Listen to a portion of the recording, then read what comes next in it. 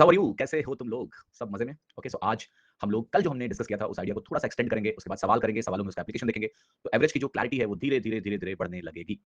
एक गुज़ारिश आप सभी से है क्योंकि क्लास की शुरुआत हुई है, बैच की शुरुआत हुई है, भटकते हुए मन को काबू करना आपके लिए थोड़ा मुश्किल है।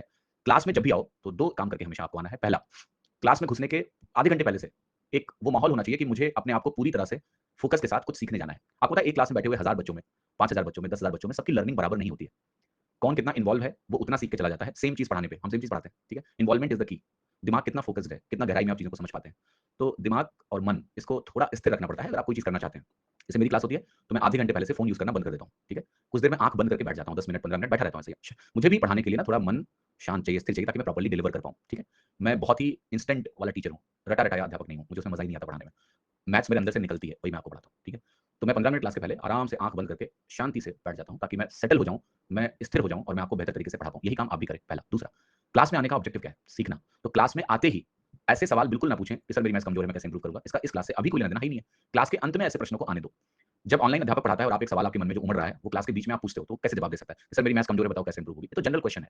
ये क्लास के अंत में इसके बारे में बात कर सकते हैं, बीच में नहीं। तो बहुत ही ज़िम्मेदार स्टूडेंट की तरह चैट्स का इस्तेमाल करें, करें, खूब करें, लेकिन ऐसा ना करें कि वो सवाल का क्लास से कोई लेना-देना ना हो। सर मुझे डर लग रहा है, मेरा नहीं होगा। ये क्लास के दौरान 30वें मिनट पे सवाल नहीं होना चाहिए, अंत में होना चाहिए, ठीक है? पढ़ो अभी फ़ोकस के साथ। ये एक-एक कदम ही आपको अपनी मंज़िल के पास ले जाएगा। तो जब भी आप क्लास में आएँ, तो बड़े मन से आएँ, पूरे दिल से आएँ और बहुत दिल से फ़ोकस के साथ बैठ के पढ़ाई करेंगे।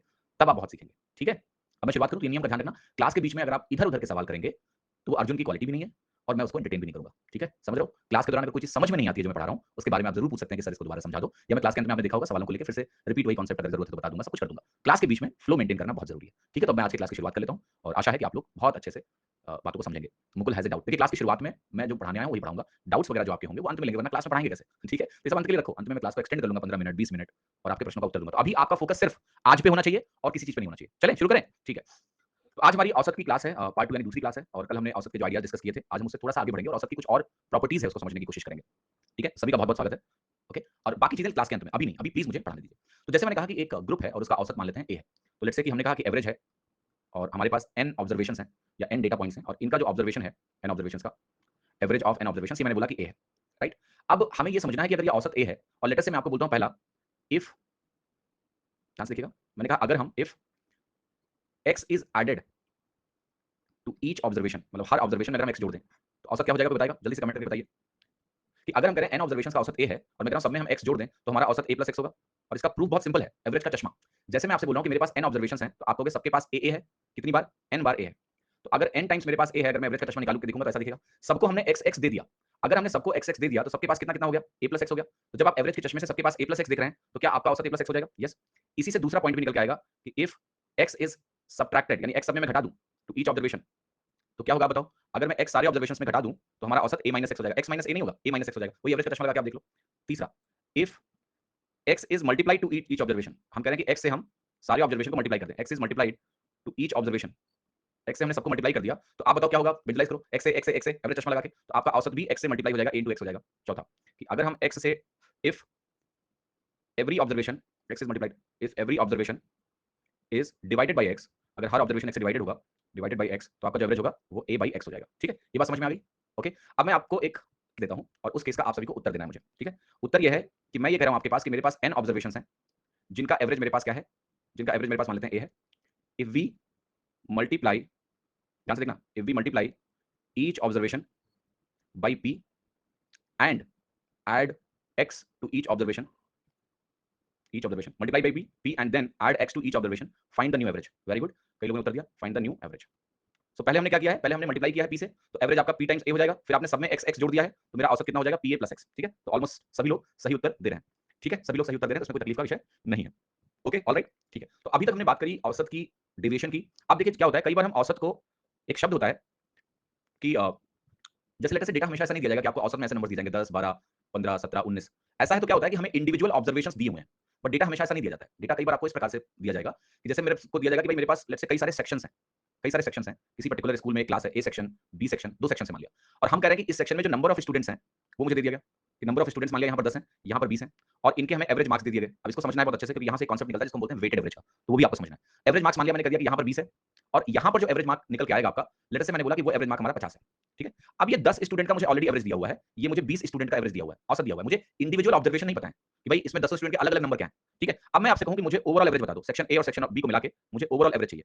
तो ओवरऑल एवरेज कैसे निकलेगा, देखिए इसका बहुत सिंपल सा तरीका है, फॉर्मूला एवरेज का हमेशा वही है, एवरेज का फॉर्मूला बदल ही नहीं सकता है, फॉर्मूला अभी भी वही है, sum of all observations divided by total number of observation. क्या है? Total number of observations. अब यहां पर थोड़ा दिमाग लगाना है मुझे कि कैसे होगा। आप कहोगे अगर 20 औसत है और 10 स्टूडेंट है तो सेक्शन ए का टोटल 200 होगा और 20 स्टूडेंट है और एवरेज 50 है तो सेक्शन बी का टोटल कितना हो गया आपका 1000 हो गया। तो जब सम ऑफ ऑल ऑब्जर्वेशन में लिख रहा हूं तो बेसिकली हम कह रहे हैं कि भाई पहले का औसत 20 है, 10 लोग हैं तो 20 × 10, दूसरे का औसत 50 है, 20 लोग हैं तो इसका टोटल इतना हो गया, डिवाइडेड बाय आपकी वैल्यू हो गई total number of observations. Total number of observation total number of student, तो इसको हम बोलेंगे कि यहाँ पर हमारे पास 10 स्टूडेंट है, यहाँ पर हमारे पास 20 स्टूडेंट है। तो अगर आप इसको सॉल्व करोगे तो 200 1200 बटे 30 हो गया, एवरेज आपका 40 आ गया। एवरेज निकालने के कई सारे तरीके हैं, इसको हम डेविएशन से भी कर सकते हैं, डेविएशन से भी इस क्वेश्चन को सॉल्व किया जा सकता है, वो भी मैं आपको करके दिखा रहा हूं, बट ये एक्सप्रेशन है। अब इसको एक इसका जनरलाइज फार्मूला भी वेटेड एवरेज का, वो मैं आपको देने की कोशिश करता हूं, ठीक है। तो इसमें बेसिकली देखिए क्या कहानी है, इसको कैसे हम समराइज कर पाएंगे, इसको थोड़ा सोचना है और समझना है। पहले इसको डेविएशन से भी जरा सॉल्व कर लेते हैं। आप कहोगे मान लेता हूं मैं कि मेरा जो एज्यूम्ड एवरेज है वो 20 है, आपने जो डेविएशन पढ़ा है वो खराब नहीं जाएगा, वो यहां पे लग जाएगा। आपने कहा मेरा एज्यूम्ड एवरेज क्या है, 20 के बराबर है, 20 के बराबर, ठीक है। 20 के बराबर 20 जेएसएम से कैसे करेंगे, इंडिया जी। देखिए पहली बात, मैं नहीं जानता हूं कि जेएसएम मेथड क्या है, ठीक है, आपको किसी ने कहीं पढ़ाया होगा, नाम दे दिया होगा, आप मेरे से एक बार पढ़ लो, फिर जब कोई सवाल रुकेगा तब बताना, ठीक है। तो ये जो चीजें हैं ना कि जेएसएम, जेसीबी, पीसीबी, इन सब चक्करों में मत पड़ो, मैं आपके अंदर लॉजिक बिल्ड कर रहा हूं, ठीक है। लॉजिक जब एक बार बन जाएगा तो आप सारी चीजें खुद ही कर पाओगे, नाम में क्या रखा है ना, ठीक है। रटने के तरीके से मैथ्स को नहीं पढ़ जाते, सीखो, थोड़ा वक्त दो मुझे, अगर आप वक्त नहीं दोगे बेटा तो मुझसे नहीं सीख पाओगे। मैंने बोला कि टीचर से मोहब्बत कर सकते हो तभी उससे पढ़ो, और टीचर को मत बताओ कि सर ये मेथड बता दो मुझे, क्योंकि फिर अपने ज्ञान का प्रदर्शन कर रहे हो आप, फिर आप उसको पढ़ाने नहीं दे रहे हो, ठीक है। फ्लो खराब मत करिए। हाँ जी please. The biggest hurdle in learning, you know what it is, your knowledge. आपका ज्ञान सबसे बड़ा हर्डल है। कल मैंने कहानी बताई थी ना कि डॉक्टर के पास जाके मेरा दोस्त बोला कि उसको कैंसर हो गया, गूगल से सर्च करके गया था, ठीक है। वो काम मत करो प्लीज, सीखो। 20 आपने औसत माना यहाँ पर। अब देखिएगा ध्यान से, 20 के रेस्पेक्ट में ये 20 का डेविएशन 0 है, इस 50 का डेविएशन प्लस 30 है, 30 ज्यादा है ना। अब 10 लोग हैं, 0 डेविएशन, तो यहां से 0 नेट डेविएशन बनेगा। 20 लोगों का प्लस 30 के हिसाब से 600 का नेट डेविएशन बनेगा, 20 × 30। आप करो, मेरा ओवरऑल नेट डेविएशन बन रहा है 600 का, 600 लिखो, डिवाइडेड बाई ये 20 और 10 कितना हो गया आपका, 30 लोगों में बांट देते हैं तो 30 से कटेगा, यहाँ 20 आएगा और ये वैल्यू ओवरऑल 20 20 40 के बराबर हो गई, ठीक है, क्लियर है। तो यहाँ से वैल्यू निकल गई। अच्छा, अब औसत में मैं आपको एक बात और समझाऊंगा जो बहुत क्रूशियल है और आपको बहुत ठीक से समझना है। जब भी मुझे नंबर ऑफ स्टूडेंट्स दिए जाएंगे 10 और 20, अब बहुत ध्यान से देखना, यहाँ 10 लिखा आपने, यहाँ 20 लिखा, यहाँ भी आपने 10 लिखा, यहाँ भी आपने 20 लिखा। अब मैं थोड़ी देर के लिए आपको एक चीज समझाता हूँ कि अगर मैं इस 20 के बाद यहाँ पर एक चीज मैं चेंज कर रहा हूँ, थोड़ा सा इसको समझना, इस पॉइंट को देखिए, जिसको भी समझ में नहीं आ रहा है परेशान ना हो, क्योंकि हम सवाल करेंगे तो ये चीजें बार बार रिपीट होंगी, अभी बस फोकस नहीं रखिए प्लीज, ठीक है। सुनिए और समझिए। यहाँ 10 लिखा मैंने, यहाँ 20 लिखा मैंने, यहाँ 20 लोगों का हर एक का अगर 30 का डेविएशन है तो 20 × 30 करके 60 600 लिखा है, ठीक है। आ जाओ इधर, यहाँ 10 है, यहाँ 20 है, यहाँ 10 है, यहाँ 20 है। मैं आपको समझाने की कोशिश कर रहा हूँ कि अगर इसी कैलकुलेशन को मैं ऐसे लिखूं, 20 × 1 प्लस 50 × 2 डिवाइडेड बाई 1 + 2, क्या आपकी कैलकुलेशन बदल जाएगी? नहीं, क्योंकि अगर 10 और 20 में कोई फैक्टर कॉमन है, जैसे यहाँ इसको 10 से डिवाइड करें, 10 के नाम 10, 10 दूना 20, 10 के नाम 10, 10 दूना 20, तो आपकी कैलकुलेशन पे कोई फर्क नहीं पड़ता है। तो एवरेज में हमेशा ध्यान रखना कि जो क्वांटिटीज आपको दी जाएंगी 10 और 20, इन क्वांटिटीज का रेशियो लेकर भी अगर आप कैलकुलेशन करते हो तो भी आपके औसत पे कोई परिवर्तन नहीं आता है। आप 10 20 लिख के कर लो, आप इसी चीज को 2 से काट के 5 और 10 लिख के कर लो, या मोस्ट सिंपलीफाइड 1:2 लिख के कर लो, आपका औसत सेम ही आएगा, क्योंकि अल्टीमेटली न्यूमरेटर और डिनोमिनेटर में दोनों जगह ये वैल्यू आती है तो कॉमन फैक्टर कटते ही हैं, ठीक है। 30 कैसे आया, कल की क्लास की थी नीतीश, आपने ईमानदारी से बताना। डेविएशन आपने समझा है कि एज्यूम्ड एवरेज क्या होते हैं, क्या ये बात आपने समझी है? अगर आपने समझी है कि हमने 20 का औसत माना है तो ये 50 उससे 30 ज्यादा है, प्लस 30 का डेविएशन है, तो 20 लोगों से प्लस 30 का गुणा होकर 600 हो जाएगा, ठीक है, क्लियर है कि नहीं। कोई लोग कह रहे हैं एवरेज का रेशियो नहीं लेंगे, एवरेज का रेशियो नहीं लेंगे भैया, यही तो मैं आपको यहाँ प्रूफ दिखा रहा हूँ। यहाँ डिनोमिनेटर में क्वांटिटीज आती हैं, टोटल नंबर ऑफ ऑब्जर्वेशंस आते हैं, औसत का अनुपात नहीं लेना होता है, ठीक है। ये भी ले सकते हैं बट वो अलग चीज है, मैं बताऊंगा कैसे ले सकते हैं। बट जो यहाँ फैक्टर समझना है कि हम क्वांटिटीज का अनुपात लेके भी कैलकुलेशन कर सकते हैं, सेम ही आएगा, ठीक है। अब बहुत ध्यान से देखिएगा और मैं आपको समझाता हूँ, ओके, बहुत ध्यान से देखिएगा और मैं आपको समझाता हूँ। इसी चीज को मैं जनरलाइज फार्मूला के फॉर्मेट में लिखने जा रहा हूँ। मैंने कहा मेरे पास एक ग्रुप 1 है, जिसको हम बोल रहे हैं ग्रुप 1, जैसे ये सेक्शन 1 लिखा था सेक्शन ए, और एक मेरे पास ग्रुप 2 है। ग्रुप 1 ग्रुप 2 में मान लेते हैं कि हमारे पास यहाँ जो एवरेज वैल्यू दी है, एवरेज जो दिया है, औसत जो आपको दिया हुआ है, इसका औसत A1 दिया है, इसका औसत मुझे दिया है A2। और फिर मैंने आपको बोला कि यहाँ पर जो क्वांटिटीज हैं या नंबर ऑफ ऑब्जर्वेशंस हैं, ये नंबर ऑफ ऑब्जर्वेशंस आपको मान लिया यहाँ पर दिया है कि यहाँ पर हमारे ऑब्जर्वेशंस हैं N1 और यहाँ पर ऑब्जर्वेशंस हैं N2। अब ये N1 और N2 में जैसे वहाँ 10 और 20 तक करके एक रेशियो 2 आ गया था, मैं एक चीज यहाँ पर लिखने जा रहा हूँ, उस चीज को ध्यान से देखना कि इस N1 रेशियो N2 को अगर आप सिंप्लीफाई करो और ये सिंप्लीफाई होकर W1 रेशियो W2 में कन्वर्ट हो जाए, जैसे पिछले केस में हमने 10 और 20 क्वांटिटीज का रेशियो लिया था और ये क्वांटिटी सिंप्लीफाइड फॉर्मेट में 1:2 आई थी। इस W1 रेशियो W2 को हम एक नाम से समझते हैं, इसको हम बोलते हैं weight ratio. Weight ratio, weight ratio का मतलब है कि क्वांटिटीज का अनुपात क्या है, बेसिकली हम क्वांटिटी रेशियो निकाल रहे हैं, तो इसी का इस्तेमाल करके भी हम औसत को निकाल सकते हैं, अभी मैंने आपको समझाया। अब जब आप फॉर्मूला कन्वर्ट करोगे कि हमारा ओवरऑल इस ग्रुप 1 और ग्रुप 2 का एवरेज क्या होगा, तो आप लिखोगे AWT, यानी ओवरऑल एवरेज वेट क्या होगा इस ग्रुप का, तो आपको A1 को W1 से गुणा करना है, A2 को आपको W2 से गुणा करना है, डिवाइडेड बाय W1 + W2, यही आपको समझाया था, 1 2 1 + 2। तो रादर देन हम क्वांटिटीज को पूरा पूरा लिखेंगे, हम सीधे उनका वेट रेशियो निकाल के पूरे ग्रुप का औसत निकाल सकते हैं, ठीक है। इस फॉर्मूले को मैं थोड़ा और जनरलाइज करने जा रहा हूं, इसको बहुत ध्यान से देखिएगा। लेटर से मैंने कहा मेरे पास ग्रुप 1 है, ग्रुप 2 है, ग्रुप 3 है, और ऐसे करके मेरे पास मान लेते हैं n ग्रुप्स दिए हैं मुझे, ग्रुप n है। और मैंने कहा कि मेरा जो एवरेज है यहाँ पर ग्रुप 1 का वो A1 है, ग्रुप 2 का मेरा एवरेज A2 है, ग्रुप 3 का एवरेज A3 है और ग्रुप n का एवरेज क्या है AN है, ठीक है। और मैं सीधे अब वेट रेशियो लिख रहा हूं, मैं क्वांटिटी अलग-अलग लिख ही नहीं रहा हूं, मैं सीधे बोल रहा हूं कि मुझे वेट रेशियो पता है कि भाई क्वांटिटी का जो अनुपात है वो W1 ratio W2 ratio W3 dot dot dot WN है। तो अगर मैं आपसे बोलूं कि मुझे एवरेज वेट निकालना है तो इसी चीज को आप एक्सटेंड कर सकते हो, A1 W1 plus A2 W2 plus A3 W3 till where AN WN divided by W1 plus W2 till WN, W3 भी लिख लो, ठीक है, यहाँ तक आपकी वैल्यू हो गई। ये है आपका वेटेड एवरेज। डब्ल्यू की जरूरत क्या है बेटा, ये तो पहले समझाया मैंने आपको। आप बड़ी बड़ी वैल्यू लिखो, जैसे मान लिया आपको मैंने एक डेटा दिया और वो डेटा है कि मेरा एक ग्रुप है, उसके एवरेज वैल्यू दी है, ग्रुप 1 ग्रुप 2। फिर से एक बात समझ लो, और मैंने कहा इस ग्रुप 1 का जो औसत है मेरा, वो मान लेते हैं कि 24 है, ग्रुप 2 का औसत कितना है, 25 है। फिर मैंने कहा यहाँ पर जो क्वांटिटीज हैं, ये जो क्वांटिटी आपको दी जाए, मान लिया ये क्वांटिटी आपको दी जाए कि ये क्वांटिटी आपकी लेट्स से 25 है, ठीक है, और ये क्वांटिटी मैंने बोला लेट्स से अज्यूम करते हैं कि ये क्वांटिटी मेरी सॉरी 15 है, फॉर एग्जांपल 15 है। तो अब आप 25 इंटू 24 और 25 इंटू 15 करके सॉल्व करोगे तो भी आंसर आ जाएगा, कोई दिक्कत नहीं है। बट हम अगर वेट रेशियो के टर्म में लिखेंगे, वेट रेशियो के टर्म में लिखेंगे तो हम इसका सीधे रेशियो निकालेंगे, और 50 हम 25 और 5 15 लिखेंगे। अब गुणा करना छोटा हो गया ना कि 24 पंचे 120 हो गया, 25 तियां 75 हो गया, डिवाइडेड बाई 5 और 3 8 हो गया। तो आपकी वैल्यू कितनी आ गई, 195/8, राइट। इन्हीं में आप ये काम करोगे। अगर आप लेट्स से ऐसे लिखोगे कि मैं 24 इंटू 25 लिख रहा हूं प्लस 25 इंटू 15 लिख रहा हूं डिवाइडेड बाई 25 प्लस 15 लिख रहा हूं, ओके। 5 से आप काटोगे तो 25 5 तियां 15, 25 5 तियां 15, तो बात वही है। ये काम अगर हम पहले कर लें तो थोड़ा बेहतर है ना, ठीक है, क्लियर है कि नहीं। तो वो कैलकुलेशन पे इसलिए असर नहीं डालता है, बट सवाल इसका है कि इसकी अंडरस्टैंडिंग बहुत कमाल की है। जब मैं आपको सवाल कराऊंगा तो मैं आपको दिखाऊंगा कि इसका फायदा हम और कई जगहों पर उठा पाएंगे, अगर आप ये बात समझते हो कि हमें क्वांटिटी रेशियो से मतलब है, खाली एवरेज निकालते समय हमें सिर्फ क्वांटिटी रेशियो से मतलब है, इसका डेविएशन नहीं ले सकते रेशियो निकाल के। दीपक जी मैंने डेविएशन से भी सवाल करा दिया बेटा, अभी लेट जुड़े हो क्या क्लास में आप, ठीक है। ये क्या किया था देखो मैंने, बहुत डिस्टर्ब करते हो आप लोग क्लास में, ठीक है। मास्टर को पढ़ाने नहीं दोगे तो कैसे पढ़ाएगा। ये डेविएशन से मैंने यहाँ सॉल्व कराया आपको। जब भी मैं कोई आइडिया डिस्कस कर रहा हूँ, अभी मेरा मन है कि ये फॉर्मूला मैं आपको समझाऊं, तो मैं इसलिए डेविएशन से सवाल को नहीं कर रहा हूँ, मन है मेरा, ठीक है, कि ये फॉर्मूला भी जान लो। बाकी जब क्वेश्चन करेंगे तो आपको तरह तरह की वैरायटी बेटा देखने को मिलेंगी। आप कुछ सवाल कर लेते हैं, मन को थोड़ा शांत कर लो और थोड़ा आगे बढ़ के हम कुछ प्रश्न कर लेते हैं। एक छोटा सा कॉन्सेप्ट मैं आपको और देता हूँ, वेट रेशियो की जरूरत क्यों है। कोई जरूरत नहीं है, आप वेट रेशियो मत यूज करिए कुछ दिन से, ठीक है, उसके बाद आपको खुद ही समझ में आ जाएगा कि जरूरत क्यों है, ठीक है। मैं ये कह रहा हूँ कि कैलकुलेशन आसान हो रही है, और क्या क्या चाहिए जीवन में आपको, ठीक है। जैसे लेट्स से आप अपने घर से निकलते हो और आपको जाना है कहीं 10 किलोमीटर दूर, तो आप कोई लंबा रास्ता लेके जाओगे या सीधा रास्ता लेके जाओगे, सीधा रास्ता लेके जाओगे ना, ठीक है। तो वही समझा रहा हूँ आपको, जरूरत तो किसी भी चीज की नहीं है, लेकिन हमें कॉम्पिटिशन का निकालना है तो हमें तरीके खोजने पड़ते हैं कि भाई कहां से हम अपना टाइम बचा ले थोड़ा सा, ठीक है।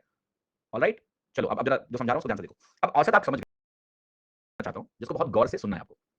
लेट अस से मेरे पास एक नंबर है ए, और मेरे पास एक नंबर यहाँ के पास ए से डी कम है, तो एक तरह से हम देखें तो बैलेंसिंग होगी ना डी और डी की। तो क्या होगा, औसत आपका बदलेगा क्या, औसत आपका ए ही रहेगा। ऐसे मैंने कहा मेरे पास एक नंबर ए, यहाँ मैं लिख रहा हूँ ए प्लस डी, और यहाँ पर मेरे पास ए माइनस डी, यहाँ पर मैं लिख रहा हूँ ए प्लस टू डी, और यहाँ पर मैं लिख रहा हूँ ए माइनस टू डी। इसका औसत क्या होगा, इसका औसत भी ए ही होगा, क्योंकि यहाँ प्लस डी मौजूद है तो यहाँ माइनस डी है, यहाँ प्लस टू डी है तो यहाँ माइनस टू डी है। जब टोटल करोगे तो डी वाले टर्म्स कैंसिल हो जाएंगे, सिर्फ ए बचेगा। तो इट्स लाइक इसका डी लेके इसको दे दो ए बन गया, इसका टू डी लेके इसको दे दो ये भी ए बन गया, औसत क्या रहेगा, ए रहेगा। इस सीरीज को हम बोलते हैं अरिथमेटिक प्रोग्रेशन। क्या बोलते हैं, अरिथमेटिक प्रोग्रेशन, हिंदी में बोलते हैं समांतर श्रेणी। तो अरिथमेटिक प्रोग्रेशन की जितनी भी सीरीज होंगी, जिसको हिंदी में हम समांतर श्रेणी बोलते हैं, इनके केस में औसत निकालने का बहुत छोटा सा तरीका है, वो आप बहुत ध्यान से देख लो। दो केस बन सकते हैं अरिथमेटिक प्रोग्रेशन में कि हमारे नंबर ऑफ टर्म्स, जैसे हमने 3 टर्म्स लिए, यहाँ मैंने 1 2 3 4 टर्म्स लिए और एक 5 टर्म्स लिए, तो नंबर ऑफ टर्म्स आपके इवन हो सकते हैं या ऑड हो सकते हैं, ठीक है। तो अभी हम बात कर रहे हैं लेट्स से कि नंबर ऑफ टर्म्स हमारे ऑड है। ये क्या है, नंबर ऑफ टर्म्स ऑड है। नंबर ऑफ टर्म्स कितने ऑड है, जैसे 1 3 5 7 ऐसे करके। तो नंबर ऑफ टर्म्स जब ऑड होंगे तो मिडिल टर्म आपका औसत होता है। तो एवरेज जो होता है वो होता है मिडिल टर्म। तो 5 टर्म है तो आप तीसरा टर्म खोज लो, मिडिल टर्म। अच्छा, मिडिल टर्म कैसे निकाल सकते हैं, ये भी बहुत सरल है कि अगर हमारे पास नंबर ऑफ टर्म्स, जिसको हम लेट्स से n से डिफाइन करते हैं, नंबर ऑफ टर्म्स n अगर ऑड हो जाए आपका, तो आपका जो मिडिल टर्म होता है वो क्या होता है, इसको बहुत सरलता से आप सोच सकते हो। कुछ दिन बाद तो ये दिमाग में तुरंत आ जाएगा कि 7 टर्म्स हैं तो मिडिल टर्म हमारा चौथा टर्म होगा, 3 इधर छोड़ दो 3 इधर छोड़ दो, बीच वाला हो गया। मिडिल टर्म होता है आपका n+1/2th टर्म। तो अगर लेट्स से n टर्म्स हैं और n ऑड है, तो n+1/2th टर्म जो होगा इसको हम बोलेंगे मिडिल टर्म। 5 टर्म होंगे, मान लिया 5 टर्म है तो 5 + 1/2, थर्ड टर्म जो होगा आपका, ये आपका मिडिल टर्म हो जाएगा। तो तीसरे टर्म की जो भी वैल्यू होगी वही आपका एवरेज हो जाती है। लेकिन नंबर ऑफ टर्म्स हमेशा इवन होने की गारंटी है नहीं, ठीक है। तो मैंने आपको यहाँ लिख के ये बताया है कि मिडिल टर्म की जो वैल्यू होगी वही आपका एवरेज हो जाएगी अगर आपका समांतर श्रेणी है और नंबर ऑफ टर्म्स आपके ऑड है। लेट अस से मैंने कहा कि मेरे पास नंबर ऑफ टर्म्स इवन है, नंबर ऑफ टर्म्स इवन है, और वो क्या है, एपी है। नंबर ऑफ टर्म्स मान लेते हैं इवन है, और वो टर्म क्या है मेरा, अरिथमेटिक प्रोग्रेशन। एपी का मतलब अरिथमेटिक प्रोग्रेशन है। तो अब इसको समझने की कोशिश करते हैं। लेट अस से मैं एक टर्म लिख रहा हूं आपके सामने। मैंने कहा मेरे पास एक टर्म है a minus d, a minus two d, three d sorry. अगर आपने समांतर श्रेणी कभी पढ़ी है तो आप ये समझ पाएंगे, नहीं है तो कोई बात नहीं, मैं आपको एग्जांपल से भी समझा भी दूंगा। ए प्लस डी, ए प्लस थ्री डी। अब देखो इसमें भी कहानी वही है, इसके पास माइनस डी है, इसके पास प्लस डी है, बैलेंस हो गया, minus three D plus three D balance हो गया। अरिथमेटिक प्रोग्रेशन का मतलब जिन लोगों को भी एपी नहीं आती है, अरिथमेटिक प्रोग्रेशन एपी मैं समझा देता हूं। 10th कैसे पास हुए आप बताएंगे थोड़ा, राज 10th पास करने का कितने लोगों को एपी नहीं आती है, थोड़ी बेइज्जत तो मैं करूंगा आपकी बेइज्जती। आप करो एपी नहीं आती आपको, 10वीं कैसे पास किया आपने, हैं समांतर श्रेणी नहीं पढ़ी तुमने, मतलब मैं इतने घटिया स्कूल से पढ़ा हूं तो भी मैंने समांतर श्रेणी 10th में पढ़ी थी, ठीक है। एपी वो होता है कि पहला टर्म अगर ए है और अगला टर्म उससे डी ज्यादा है तो उसका अगला टर्म उससे डी ज्यादा होगा। मतलब इसमें बोलते हैं कि किन्हीं भी दो कंसेक्यूटिव टर्म का डिफरेंस जो होता है वो हमेशा सेम होता है। या फिर अगर पहला टर्म ए है अगला टर्म ए माइनस डी हो तो अगला टर्म ए माइनस टू डी हो। तो यहाँ देखो आपका क्या है, माइनस डी और माइनस डी, इसको बोलते हैं एपी, ठीक है। थोड़ा सा एपी पढ़ लेना अगर नहीं आता है तो, ठीक है। ओके, सो ये देखिए ध्यान से। अब यहाँ पर प्रॉब्लम क्या है कि यहाँ पर मिडिल टर्म है ही नहीं है क्या, नहीं है मिडिल टर्म। 4 टर्म ही अगर है तो कौन सा मिडिल टर्म बताओ जरा। तो यहाँ पर बेसिकली ऐसे केसेस में हम बोलते हैं कि 2 मिडिल टर्म होते हैं, 2 मिडिल टर्म्स मिलते हैं मुझे, 2 मिडिल टर्म्स, एक नहीं मिलेगा आपको, ठीक है, 2 मिडिल टर्म मिलेंगे। अब लेट्स से आपको औसत निकालना है तो आपको क्या करना होता है फिर कि इसका जब आप एवरेज निकालोगे, जैसे लेट्स से मेरे पास n टर्म्स है, नंबर ऑफ टर्म्स n जो है वो n हमारा इवन है, तो जो मिडिल टर्म आते हैं वो 2 आते हैं। तो आपके जो मिडिल टर्म नहीं होते हैं, मिडिल टर्म्स होते हैं। तो मैं लिख रहा हूं मिडिल टर्म्स कौन-कौन से आएंगे आपके। मिडिल टर्म्स आपका आता है एक तो n/2 और एक आता है n/2th टर्म, और एक आपका हो जाता है n/2 + 1th टर्म। ये 2 मिडिल टर्म आपके निकल के आएंगे, right. There will be 2 middle term. जब आप एवरेज निकालने जाओगे, फाइनल एवरेज जो इस पूरी सीरीज का होगा वो होगा एवरेज ऑफ दीस टू। आपको भी ये वैल्यू मिलेगी average of 2 middle terms, 2 middle terms. जैसे यहाँ पे अब आप कहोगे ये मेरे दोनों मिडिल टर्म है, इनका औसत निकाल लो, ए आ जाएगा। तो इस पूरी सीरीज का औसत क्या है, ए। वैसे मुझे डायरेक्टली दिख रहा है, हम डेविएशन को समझते हैं। आप खुद देखो यहाँ पर इसके पास माइनस डी, इसके पास प्लस डी, बैलेंस हो गया, ए हो गया। इसके पास माइनस थ्री डी, इसके पास प्लस थ्री डी, बैलेंस हो गया, ए हो गया। तो औसत तो ए आना है, बट मैं थोड़ा सा इसको फॉर्मुलेट कर रहा हूँ, इसे लिख के दिखा रहा हूँ। अब मैं आपको कुछ ऐसा समझाने जा रहा हूँ जो आपके लिए कुछ बहुत मजेदार डिस्कशन बनने वाला है। ये फॉर्मुला समझ में नहीं आ रहा, समझना भी नहीं आपको, ठीक है, राइट। ध्यान से देखिएगा, मीन मीडियन का कॉन्सेप्ट बता दीजिए। दिव्य ज्योति जी एक टॉपिक है स्टैटिस्टिक्स, वो आपके सिलेबस में बेटा थोड़ा वक्त दो, जब वो पढ़ाएंगे तब मीडियन पढ़ाएंगे, अभी मैं आपको मीडियन पढ़ाने लगूं फिर तुम कहोगे मुझे अलजेब्रा पढ़ा दो, फिर तुम कहोगे सर ये सब छोड़ो, बताओ कि उससे शादी कैसे होगी मेरी। देयर इज एजेंडा बेटा, ऐसे कैसे पढ़ाई होगी ऑनलाइन? बताइए यही प्रॉब्लम है, ऑफलाइन में किसी की हिम्मत नहीं होती है ऐसे फर्जी सवाल करने की। फ्रीडम का नाजायज फायदा कभी ना उठाएं, जैसे माँ बाप पढ़ने के लिए भेजें कहीं, वहाँ फ्री हो, जिम्मेदारी से फिर काम करना होता है, ठीक है। हाँ जी, आप बताओ आपके इस सवाल का लॉजिक क्या है कि मुझे मीडियन पढ़ा दो, अभी बताओ, आप पढ़ा दूंगा मैं, ठीक है। तो फिर हम स्टैटिस्टिक्स पढ़ने लगेंगे, फिर एवरेज हमारा छूट जाएगा बेटा, ठीक है। देखिए आपके हाथ में जब भी चैट करने का टूल होता है ना, जिम्मेदारी से करो यार, जिम्मेदारी से करो प्लीज, है ना। 5.5 महीने आपको मेरे साथ पढ़ना है, कोई आज ही थोड़ी ना है कि बस एक ही क़यामत का दिन है और कल से ही नहीं, ना तो आप ये सीख पाओगे और फिर परेशान करते रहोगे मुझे, ठीक है। चलो बेटा, भटकते मन को रोक लो, अर्जुन की क्वालिटी थी नहीं बेटा, ठीक है। चलो अब आते हैं जरा समझते हैं औसत को थोड़ा बेहतर तरीके से। मैंने आपको भी समझाया अरिथमेटिक प्रोग्रेशन, मैं एक अरिथमेटिक प्रोग्रेशन आपके सामने लिख रहा हूँ, सबको ये अरिथमेटिक प्रोग्रेशन आती है, 1 3 5 7 9 11 13 15 17 19, ठीक है। ध्यान से देखना, 1 2 3 4 5 6 7 8 9 10 टर्म्स बनाए मैंने, एक और ले देता हूँ 21, ठीक है। 11 टर्म्स है इसमें, यस, ये 11 टर्म्स मैंने आपके सामने लिख दिया। जरा कुछ चीजें देखते हैं, आपको इसका जो मिडिल टर्म होगा वो छठवां टर्म होगा, 11 प्लस 1/2, सिक्स टर्म।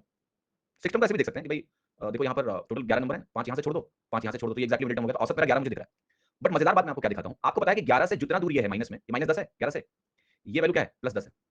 तो इन दोनों का टोटल अगर मैं करूं, चाहे मैं 1 और 21 का टोटल कर लूं, या मैं 3 और 19 का टोटल कर लूं, या मैं 5 और 17 का टोटल कर लूं, क्योंकि ये सब मिडिल टर्म से बराबर दूरी पे हैं, या फिर मैं 7 और 15 का टोटल कर दूं, या फिर मैं 9 और 13 का टोटल कर दूं, क्या मेरा औसत हर जगह सेम आएगा? क्या मेरा टोटल हर जगह सेम आएगा? 22 22 22 22 22, यस। क्योंकि ये दो टर्म्स का सम है 22, अगर मैं इन्हीं का एवरेज निकाल लूं तो क्या मुझे एवरेज मिल गया? 11 11 11 11 11, यस। तो यहां से बात ये निकल के आई है कि अरिथमेटिक प्रोग्रेशन में हमें एवरेज निकालने के लिए या तो हम मिडिल टर्म सीधे देख लें, या फिर हम किन्हीं भी दो ऐसे टर्म्स का सम कर लें जो मिडिल टर्म से इक्वली डिस्टेंस्ड हो। तो the most common thing will be कि क्यों ना हम ऐसा सोचें कि average of arithmetic progression, AP का एवरेज अगर मुझे निकालना है, तो हम क्यों ना ऐसा लिख लें a प्लस l/2। यहां पर मैं एक्सप्लेन कर रहा हूं a क्या है, a मेरा फर्स्ट टर्म होगा और l मेरा लास्ट टर्म होगा, सिंपल। तो ये आसान है ना हमारे लिए, हम क्यों अब मिडिल टर्म खोजेंगे, नहीं खोजेंगे, बट समझना जरूरी है मिडिल टर्म, क्योंकि उसका भी इस्तेमाल खूब करेंगे। तो हम ऐसा सोच सकते हैं कि हम अपनी एपी का अगर एवरेज निकाल रहे हैं किसी भी अरिथमेटिक प्रोग्रेशन का, तो it will be first term plus last term by 2, कोई टेंशन ही नहीं, पहले और आखिरी टर्म का सम करके आधा कर लें, उसी से मिल जाएगा। इवन सेकंड और सेकंड लास्ट से मिल जाएगा, थर्ड और थर्ड लास्ट से मिल जाएगा, बट सबसे आसान क्या है, पहला और आखिरी का एवरेज निकालिए, ठीक है। हाँ, आने को तो सेकंड सेकंड लास्ट से भी आ जाएगा, थर्ड थर्ड लास्ट से भी आ जाएगा, फोर्थ फोर्थ लास्ट से भी आ जाएगा, but the most easiest thing is first term plus last term by 2, clear. अब ये बात हमने वेरीफाई करी है, कब हमने वेरीफाई करी है? जब नंबर ऑफ टर्म्स ऑड है। क्या ये इवन टर्म्स में भी अप्लाई होगा या नहीं, देखते हैं। इवन टर्म्स में ये अप्लाई होगा कि नहीं, ये भी बहुत सरलता से देख सकते हैं। मैंने कहा मेरे पास नंबर 1 3 5 7 9 11, ठीक है, मैंने 6 टर्म लिए, ये इवन नंबर ऑफ टर्म्स हैं। आपको पता है इसका औसत क्या होगा? आप कहोगे इसका औसत होगा, इसका अगर मिडिल टर्म आप निकालने जाओगे तो ऐसे देख सकते हैं, दो छोड़ दो, ये दोनों मिडिल टर्म बन गए, तो औसत बना 5 7 12 बटे 2, बना कि नहीं बना? 5 7 12 बटे 2, 6 के बराबर बन गया। अब ये 6 का औसत आपका यहाँ से भी आ जाएगा, 11 1 12 9 3 12, इवन ये 7 5 12, तो यहाँ भी आप first term plus last term by 2 कर लो तो औसत निकल जाएगा। तो चाहे नंबर ऑफ टर्म्स इवन हो या नंबर ऑफ टर्म्स ऑड हो, जो तुमने पहले पढ़ा सब भूल जाओ। अब आपको सिंपली एक बात ध्यान रखनी है कि किसी भी एपी में, मैं यहाँ पर आपको जनरलाइज एक्सप्रेशन दे रहा हूँ, ये नोट आपको ध्यान रखना है कि इन एनी एपी यानी arithmetic progression, in any AP average is equal to a plus l by 2, ये सब जगह अप्लाई होगा, first term plus last term by 2, first term plus last term by 2, ठीक है। काम आसान हो गया तुम्हारा, ठीक है। अब कुछ और चीजें मैं आपको दिखा देता हूं, इसी के बेसिस पे कुछ बहुत ही कॉमन एपीज हैं जिनका इस्तेमाल होगा, इनको जरा ध्यान से देख लेते हैं, ठीक है। जैसे आपको पता है मैं नंबर्स लिख रहा हूं 1 2 3 4 5 6 dot dot dot till n, इनको क्या बोलते हैं? इनको हम बोलते हैं फर्स्ट n नेचुरल नंबर्स, बोलेंगे सर?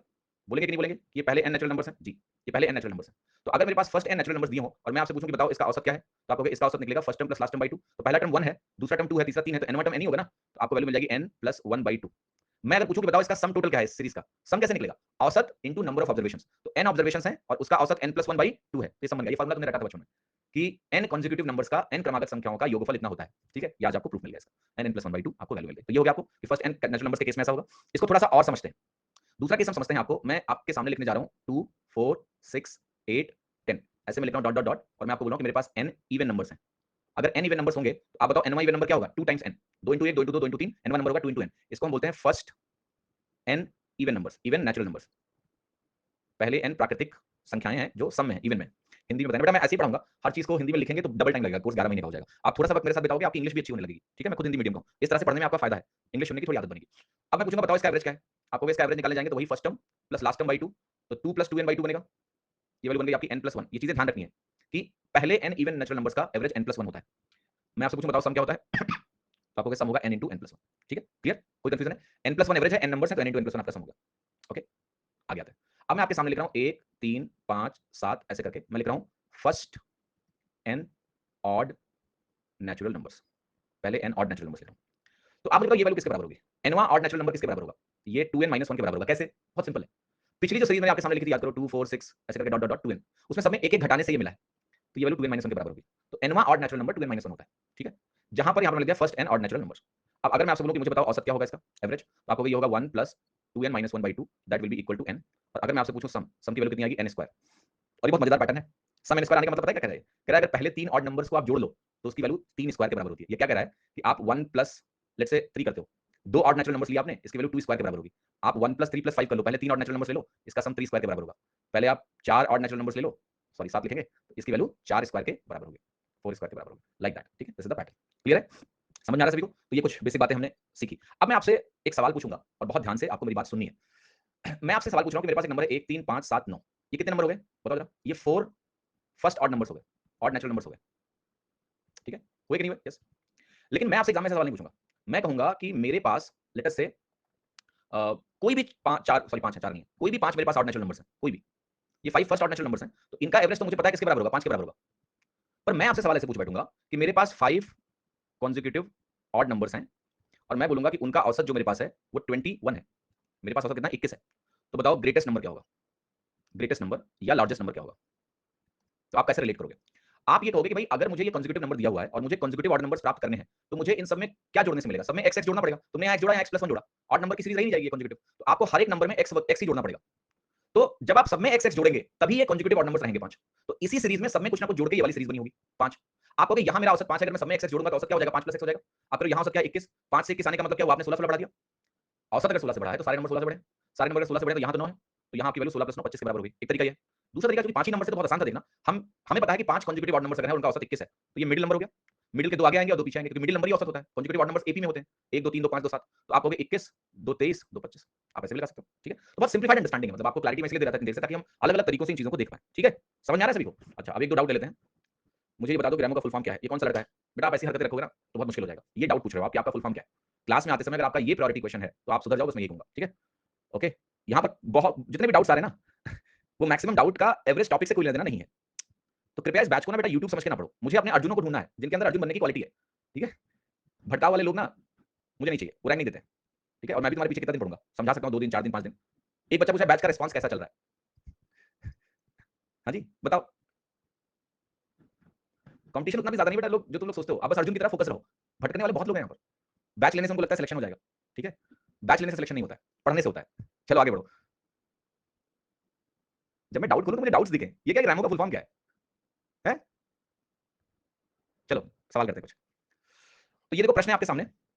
आपसे कह रहा है कि 39 कॉन्जिक्यूटिव नंबर्स हमने लिए हैं और 39 जो कॉन्जिक्यूटिव नंबर्स हैं इनका बोला गया है आपसे कि एवरेज 62 के बराबर है। आपको बताना है कि जो स्मॉलेस्ट वन, जो सबसे छोटा नंबर होगा, वो कितना होगा, किसके बराबर होगा। ठीक है, तो आपको पोल दे दिया है, ट्राई करिए खुद से जल्दी जल्दी जो कॉन्सेप्ट आपने सीखे हैं।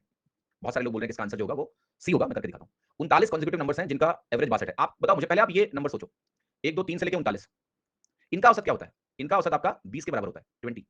ठीक है, क्योंकि 39 + 1/2 या फिर n + 1 आपको याद हो, n + 1/2, तो 39 नंबर है, कॉन्जिक्यूटिव नंबर है, क्रमागत संख्या है, तो 20 होगा औसत। क्वेश्चन में 62 दिया हुआ है। ये 62 तभी बन सकता है जब हमारा औसत 42 से बढ़ जाए। औसत 42 से बढ़ेगा यानी सारे नंबर 42 से बढ़े हों, वरना ये कॉन्जिक्यूटिव रह ही नहीं जाएंगे। तो अगर मैं स्मॉलेस्ट यहाँ 1 देख रहा हूँ तो हमारा स्मॉलेस्ट यहाँ 42 जुड़ के 43 होने वाला है, सी आ गया। तो इसलिए मैं इतनी देर से आपको छोटी-छोटी चीज समझा रहा था। इसमें आपको पेन नहीं उठाना पड़ेगा। आप कहोगे 39 नंबर्स हैं, 39 30 39 + 1/2 20, और अगर मेरा औसत यहाँ 62 है तो 42 से बढ़ गया, तो स्मॉलेस्ट नंबर भी 42 से बढ़ जाएगा, इवन लार्जेस्ट नंबर भी 42 से बढ़ जाएगा, हर नंबर 42 से बढ़ेगा। ठीक है, तो आपकी वैल्यू कितनी हो गई? 43 हो गई। फिर से एक बार रिपीट कर दे रहा हूँ। अगर मैंने पहले n कॉन्जिक्यूटिव नंबर लिखे 39, तो ऐसे आएगा, ऐसे आएगा। इसका औसत कितना होता है? अभी आपको बताया कि जब एपी हो, first term plus last term by 2 औसत होता है, तो 39 + 1/2 40/2 20 औसत हो गया। आप यहाँ 39 कॉन्जिक्यूटिव उन नंबरों की बात कर रहे हो जिनका औसत 62 है, 62 है। तो अगर हमारा औसत 62 है तो मैं आपसे ये कह रहा हूँ कि औसत 62 कैसे हो सकता है जब मेरा औसत 42 से बढ़े? तो औसत 42 से कब बढ़ेगा कॉन्जिक्यूटिव नंबर्स में? जब ये हर एक नंबर 42 से बढ़े। अगर हर एक नंबर 42 से नहीं बढ़ेगा तो ये कॉन्जिक्यूटिव रहेगा ही नहीं। नए कॉन्जिक्यूटिव नंबर की सीरीज कैसे मिलेगी? इनमें हर एक नंबर में 42 जोड़ने से। इसलिए हमारा लीस्ट नंबर जो 1 है वो 43 हो गया, जो लार्जेस्ट नंबर आपका 39 है वो भी 43 आपका जुड़ जाएगा और ये वैल्यू आपकी 82 के बराबर हो जाएगी। लार्जेस्ट नंबर, हाँ सॉरी 81 के बराबर हो जाएगी, क्योंकि आपका 42 यहाँ जुड़ जाएगा। हर एक नंबर 42 से बढ़ेगा तभी वो कॉन्जिक्यूटिव रहेगा। ये छोटी सी बात अगर आप समझ लेते हैं तो सारी चीजें आपकी सरल हो जाएंगी और आप आसानी से सवाल को कर ले जाएंगे लॉजिकली। ठीक है, आगे बढ़ जाऊं मैं? क्वेश्चन नंबर 2, और फिर से आप सभी को मौका दे रहा हूं मैं, पहले आप सॉल्व करिए और फिर हम सॉल्व करेंगे। एवरेज 21 कंसेक्यूटिव ऑड नंबर्स का 53 है। आप बताओ लार्जेस्ट वन क्या है? आप कलम नहीं उठाओगे अगर आपने मेरी बात समझी है। 21 कंसेक्यूटिव पहले जो ऑड नंबर्स होते हैं उनका औसत 21 ही होता है। यहाँ 53 है, 32 ज्यादा है। 21वां ऑड नंबर कितना होता है? 42 - 1 41। 41 में मुझे क्या करना है? 41 में मुझे क्या करना है? 73 आ रहा है सभी का? बी। ठीक है, मैं फिर से लिख के दिखाता हूं ताकि आपको समझ में आए। तो आप कहोगे मैं पहले अगर 21 कंसेक्यूटिव ऑड नंबर लिखूं, ठीक है, तो 1 बनेगा, 3 बनेगा, डॉट डॉट डॉट 21वां ऑड नंबर क्या होगा? 42। ये 2n - 1 ध्यान रखना हमेशा। 21 दूना 42 - 1 41। औसत तो वैसे भी मुझे पता है कि 21 पहले ऑड नंबर अगर मैं लूं तो उसका औसत 21 ही होता है, इनके बराबर होता है। लेकिन क्वेश्चन कह रहा है कि हमारा जो औसत है वो 53 के बराबर है। 53 का मतलब आपने इसमें 32 ऐड किया। एवरेज 32 तभी बढ़ सकता है किसी भी एपी में, अगर उसी ऑर्डर में हम रखते हैं, जब हमारे सारे नंबर 32 से बढ़ें। तो जो लार्जेस्ट नंबर यहां है वो 41 है, तो हमें 41 में 32 ऐड करना पड़ेगा। हमारी वैल्यू 73 के बराबर होगी। आंसर आपका हो गया बी। ठीक है बेटा, सभी को समझ में आया? ठीक है, क्लियर है? अगले सवाल पे बढ़ जाऊं। ओके, अगले सवाल पे बढ़ जाऊं।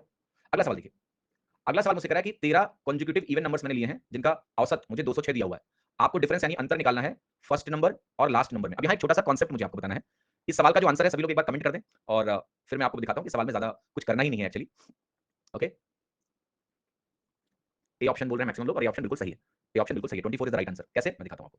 देखो, कोई भी कॉन्जिक्यूटिव इवन नंबर अगर होगा तो मैं एक नंबर यहाँ लिखूंगा 1, इवन नंबर की बात हो रही है, मैं इवन और किसी की भी बात करूं तो आप बहुत ध्यान से देखिएगा। 1 3 5 7 9 dot dot dot. Even number लिखोगे तो 2 4 6 8 डॉट डॉट डॉट। तो हर दो नंबरों के बीच में दो का अंतर होता है, दो का फासला होता है। ठीक है, ऐसे होता है। यहाँ भी दो का फासला होता है। तो लेट्स से आपने 4 नंबर ले लिए तो 3 बार कूदना पड़ेगा आपको यहाँ पहुंचने के लिए। तो मैं अब यहाँ पर एक फॉर्मूला ही आपको देता हूं जिससे आप थोड़ा इसको एक फॉर्मुलेशन का ध्यान रखें कि अगर हमारे पास n कॉन्जिक्यूटिव इवन नंबर्स हो या हमारे पास n कॉन्जिक्यूटिव ऑड नंबर्स हो, दोनों के केस में अगर मैं आपसे पूछूं कि difference between largest and smallest पूछूंगा, तो सिंपल सी बात है कि आपको क्या करना होगा, आपको n-1 टाइम्स कूदना पड़ेगा दो दो के स्टेप्स। तो दोनों के केस में फॉर्मूला होता है n-1 इंटू 2। ठीक है, ये मैं बात कर रहा हूं अभी इवन और ऑड नंबर्स की बात कर रहा हूं, मैं एपी की बात नहीं कर रहा हूं, क्योंकि इवन और ऑड में दो का ही अंतर होता है, तो ये n-1 इंटू 2 ध्यान रखना है। कोई भी जनरल एपी अगर होती है तो n-1 इंटू डी हो जाता है, अगर कॉमन डिफरेंस डी है। ठीक है, तो लेट्स से मैं कहूं मेरे पास कोई जनरल है a प्लस डी, और ऐसे करके मैं बढ़ता जाऊं a प्लस 2d इस तरीके से, और मैं एक लास्ट टर्म लिखूं n1, तो n1 टर्म बनता है एपी में a plus n-1 into D. तो यहाँ जब मैं अंतर लेने जाता हूँ लास्ट टर्म और फर्स्ट टर्म का, मतलब यहाँ आप लार्जेस्ट और स्मॉलेस्ट मत बोलिए, बोल सकते हैं वैसे, तो यहाँ पर ये जो डिफरेंस आता है ये फिर n-1 इंटू डी आ जाता है, अगर अंतर dd का है। यहाँ कंजुगेटिव नंबर से वही अंतर 2 का है, तो यहाँ पर मैंने 2 लिखा। ठीक है, क्लियर है? तो ये सवाल करेंगे अभी और फिर से मैं आपको, okay, let's go ahead and see this particular question now. अब इस क्वेश्चन की डिपेंडेंसी इस बात से नहीं होती है कि भाई हमारे पास औसत क्या है, औसत से कोई लेना देना नहीं है। अगर आपके पास कंजिक्यूटिव नंबर्स हैं, अगर मेरे पास कंजिक्यूटिव नंबर्स हैं, 13 नंबर्स आपने लिए, तो पहले नंबर और आखिरी नंबर का जो अंतर होगा, जिसको हम लार्जेस्ट स्मॉलेस्ट बोल रहे हैं या फर्स्ट और लास्ट बोल रहे हैं, आपका आंसर होगा 12 इंटू 2। 12 इंटू 2 क्या होगा, 24 के बराबर होगा। इस सवाल में 206 का कोई लेना देना ही नहीं है। ठीक है, 24 आपका उत्तर होगा। चौथा सवाल देखिए, चौथा सवाल कह रहा है आपसे कि जो औसत है वो 26 कंजिक्यूटिव इवन नंबर्स है मेरे पास। कंजिक्यूटिव का मतलब होता है क्रमागत, मतलब एक नंबर लिखा, अगला नंबर, अगला नंबर, अगला इवन नंबर, इस केस की बात हो रही है। 53 है, sum of first number and last number आपको निकालना है। Sum of first number and last number, तो ये बहुत आसान सवाल है, अगर आपको चीजें क्लियर है कि अगर औसत मुझे 53 दिया है तो पहले और आखिरी टर्म का औसत ही औसत होता है, तो पहले और आखिरी टर्म का सम अगर आप निकालने जाओगे वो 53 इंटू 2 106 हो जाएगा।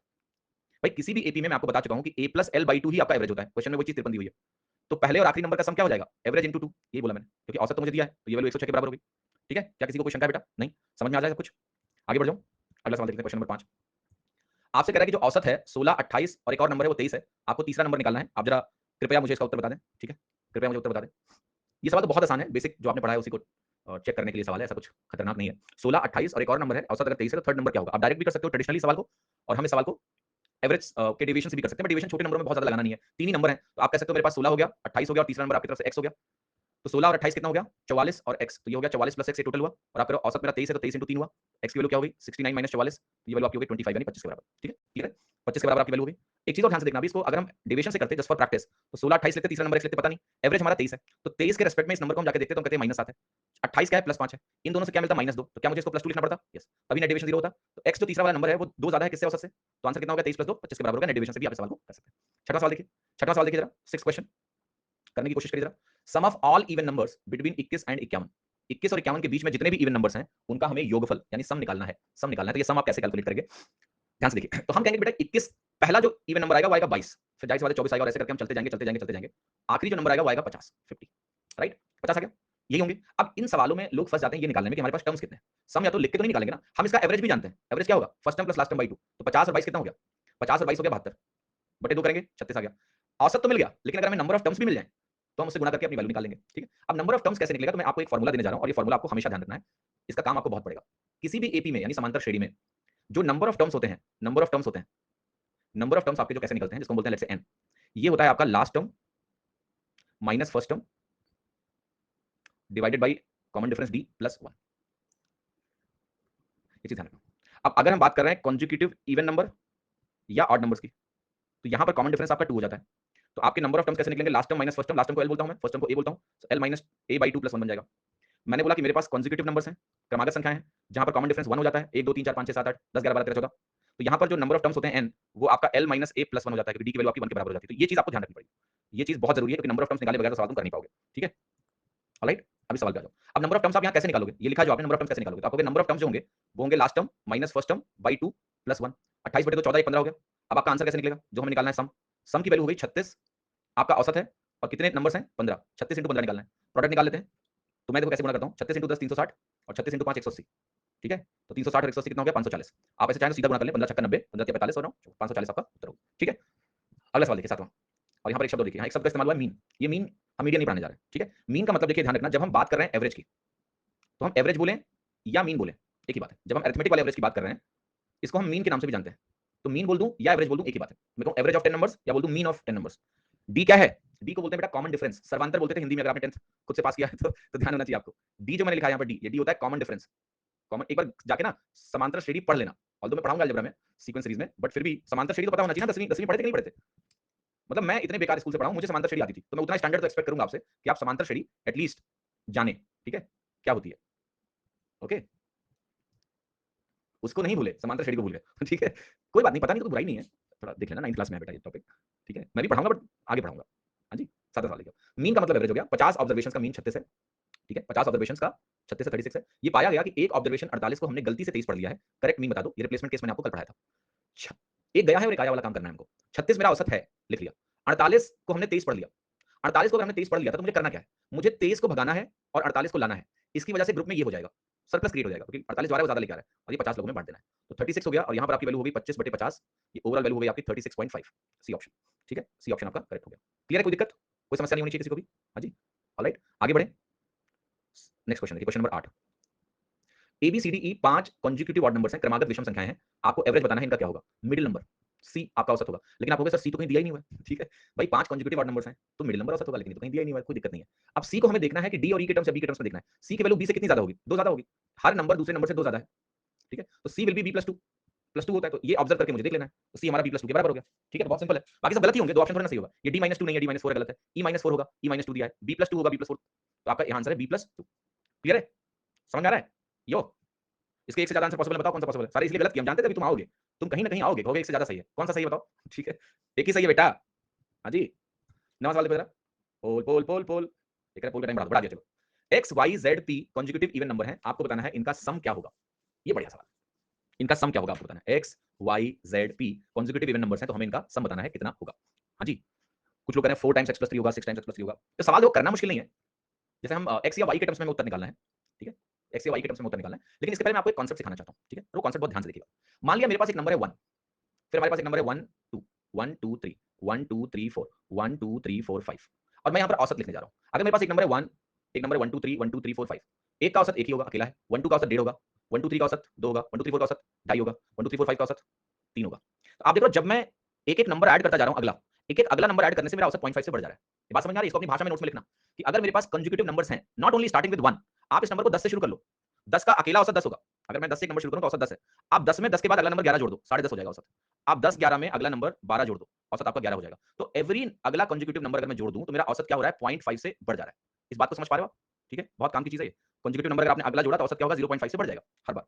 तुम उल्टा काम करो, जैसे मेरे पास ये नंबर है, जैसे 5 4 3 2 1, इस नंबर में मैं सबसे बड़ा वाला नंबर हटा दूं 5, तो औसत 0.5 से गिर जाएगा। ये दोनों ऑब्जर्वेशन में समझने। मेरे पास ढेर सारे कंसेक्यूटिव नंबर्स हैं, मैं लार्जेस्ट नंबर को हटा दूं, औसत क्या होगा? 0.5 से कम हो जाएगा, ठीक है। तो इसका जो दूसरा ऑब्जर्वेशन है ये भी आपको सीखना है। 5 4 3 2 1 है मेरे पास नंबर, मैंने मान लिया 5 को हटा दिया।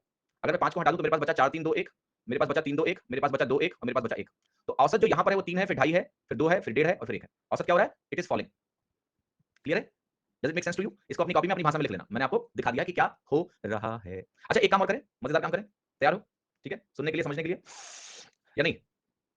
सभी को समझ आ रही है मेरी बात? ठीक है, अब देखो नंबर देखो 1, मैं नंबर लिख रहा हूं आपके सामने 1 2, मेरे पास नंबर है 1 2 3 मान लिया, इसका औसत क्या है? 2 है।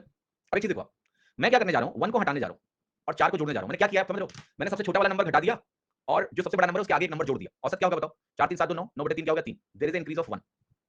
मैं इसी नंबर में अब क्या करने जा रहा हूं? मैं इस 2 को हटाऊंगा और अब मैं नंबर में क्या करूंगा? 5 जोड़ दूंगा। अब इसका औसत बताओ कितना है? 5 4 9 3 12, 12 बटे 3 कितना होगा? 4। औसत क्या हो रहा है? 1 से बढ़ रहा है। यानी अगर मेरे पास एक ग्रुप ऑफ ऑब्जर्वेशन है और मैं ऐसा रिप्लेसमेंट करूं कि सबसे छोटा वाला नंबर हटा दूं और जो सबसे बड़ा नंबर है उसका अगला कंसेक्यूटिव नंबर जोड़ दूं, तो मेरा औसत 1 से बढ़ जाएगा। ये 3 की ऑब्जर्वेशंस मैंने आपको भी दी हैं, ठीक है। इनको अपनी भाषा में कॉपी में उतार लेना। अब आते हैं, ऐसी ही बात हम इवन नंबर्स के लिए कर लेते हैं। 2 4 6, मान लिया मेरे पास नंबर है 2, आंसर लिखेगा 2 या 1, ऐसे देखो। अब लेट्स से मैं आपसे कुछ सवाल करने जा रहा हूं। मैंने कहा मेरे पास n कंसेक्यूटिव नंबर्स हैं, n कंसेक्यूटिव नेचुरल नंबर्स हैं जिनका एवरेज मान लेते हैं a के बराबर है। मेरे पास n कंसेक्यूटिव नेचुरल नंबर्स हैं जिनका औसत a दिया हुआ है। अब मैं आपसे पूछता हूं कि 5 consecutive numbers are added, new average क्या होगा? इस सीरीज को मेंटेन करते हुए हमारे पास n consecutive नंबर्स जिनका औसत a था, हमने 5 नंबर्स और जोड़ दिया, औसत क्या होगा उसी सीरीज में? तो आप कहोगे a था, हर एक के आने से 0.5 औसत बढ़ जाता है, a + 2.5 मेरा औसत हो गया। हुआ कि नहीं हुआ? 5 नहीं होगा बेटा, 2.5 होगा। हमने 5 consecutive नंबर्स और ऐड कर दिए, ए प्लस ढाई हो गया मेरा ऑप्शन, ठीक है। अब यही काम अगर आप जाके इसमें देखते हो कि मैंने कहा मेरे पास एक इवन नंबर है 2, तो इसका एवरेज अकेले क्या है 2 ही है। मैंने कहा दो नंबर हो गए 2 और 4, औसत कितना हो गया 3, 2 4 6, औसत हो गया मेरा 4। तो चूंकि यहाँ 2 2 का गैप है, जब वहाँ 1 का गैप था, एक नंबर ऐड हो रहा था +1 लेके, तो औसत आधे से बढ़ रहा था, यहाँ पर एक नंबर 2 लेके ऐड हो रहा है, औसत 1 से बढ़ रहा है। तो आपको ये ध्यान रखना है कि अगर मेरे पास एक इवन नंबर है या कॉन्जिक्यूटिव इवन नंबर्स हैं और उसमें मैं अगला इवन नंबर जोड़ दूं तो औसत 1 से बढ़ जाएगा। Same happens with odd numbers, 3 3 5 3 5 7 ले लो आप, यहाँ औसत 3 है, यहाँ 4 है, यहाँ 5 है। Same happen in the odd number. तो मैं कहना ये चाह रहा हूं कि अगर मेरे पास कॉन्जिक्यूटिव इवन नंबर या कॉन्जिक्यूटिव ऑड नंबर की सीरीज है, मेरे पास कॉन्जिक्यूटिव इवन नंबर हो या कॉन्जिक्यूटिव ऑड नंबर की एक सीरीज दी हो, इस केस में नेक्स्ट नंबर ऐड करने से, अगर आप नेक्स्ट नंबर ऐड करोगे तो एवरेज क्या होता है 1 से इंक्रीज कर जाता है। यही चीज कॉन्जिक्यूटिव नंबर्स में 0.5 से इंक्रीज कर रही थी, ठीक है। ओके, अब अगले सवाल पे आ जाते हैं और इसका एप्लीकेशन तो मैं दिखाता हूं। एक्स वाई जेड और 9, एक्स वाई जेड और 9 और पी हमारे कॉन्जिक्यूटिव इवन नंबर्स हैं। आपको बताना है कि सम क्या होगा। पहले औसत निकालें, औसत को 4 से गुणा करेंगे, सम आ जाएगा। अब इसका औसत x के टर्म में बता सकते हो क्या? ये एक इवन नंबर है, 3 इवन नंबर कॉन्जिक्यूटिव तुमने जोड़ दिए, तो इसका औसत क्या हो जाएगा x + 3। 4 नंबर है, आंसर हो गया 4 टाइम्स x + 3। देखो, वाओ, कॉन्सेप्ट बस पता होना चाहिए आपको। पहला इवन नंबर x है, तुम 3 कॉन्जिक्यूटिव इवन नंबर अगर जोड़ोगे तो मेरा औसत 3 से बढ़ जाएगा। एक जोड़ते तो 1 से बढ़ता है, 3 जोड़ा 3 से बढ़ा तो मेरा एवरेज क्या हो गया x + 3। एवरेज x + 3 है, 4 नंबर है, 4 टाइम्स x + 3 मेरा आंसर हो गया। हुआ कि नहीं हुआ? बोलिए हाँ। तो एक सही है तो अब चेक करने की जरूरत नहीं है, गलत होंगे, इनकी टेंशन लो ही मत। ओके, तो आप अगर समझ पा रहे हो तो मैं कैसे पढ़ाता हूं ना, मैं आपको गहराई में लेके जाता हूं।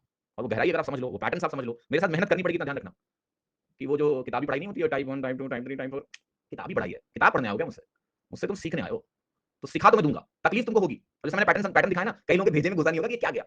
घर जाके उस पैटर्न को देखना, तुम्हारे भेजे में ऐसा घुसेगा कि कभी निकलेगा नहीं। Because it's a pattern, right? It's a number. मैं आपको प्रूफ दे रहा हूं, जैसे ना विज्ञान आओ करके सीखें। मैं गणित आपको दिखा रहा हूं, फॉर्मूले नहीं लिखवा रहा हूं, दिखा रहा हूं गणित। अभी तक हमने कोई फॉर्मूला यूज नहीं किया सवाल करते हुए, पैटर्न पे सारे क्वेश्चन हम कर रहे हैं, ठीक है। तो इसको ना थोड़ा मेहनत करना मेरे साथ बेटा, ये ध्यान रखना आप। क्लास में अगर कोई चीज कम समझ में आए ना, मैं जब आईटी की तैयारी करता था, मास्टर इतना बढ़िया थे मैथ्स के, और वो पढ़ाएं और मेरे को कुछ समझ में ना आए, तो मैं घर जाके बहुत मेहनत करता था, क्योंकि मुझे पता था मास्टर तो शानदार है, मुझे ही सीखने में थोड़ी दिक्कत हो रही है, सीखेंगे। तो उसको जाके बार-बार नोट्स रिवाइज करता था और सीख लिया सब, थोड़ा मेहनत की मैंने उनके साथ, ठीक है। Question number 10। अब ये जो सवाल है, find the sum of squares of first 10 natural numbers. तो इसमें बेटा सीरीज की जरूरत है। जब तक आपको इस सवाल में फार्मूला नहीं पता होगा, आप सवाल नहीं कर पाओगे, क्योंकि कुछ क्वेश्चन ऐसे हैं जो फार्मूला बेस्ड ही होते हैं। तो यहाँ पर दो चीजें मैं आपको एक फार्मूला भी ऐड करके दिखा देता हूं बिफोर दिस क्वेश्चन, कि जैसे हमने पढ़ा कि sum of first n natural numbers हैं, sum of first n natural numbers, वो मैंने आपको पढ़ाया अभी कि उसकी वैल्यू होती है n n + 1/2, ठीक है। और ये फार्मूला आपको पता होना चाहिए। ऐसे ही sum of first n, sum of, एक मिनट, फर्स्ट n नहीं लिखना चाहिए मुझे, सम ऑफ स्क्वायर्स,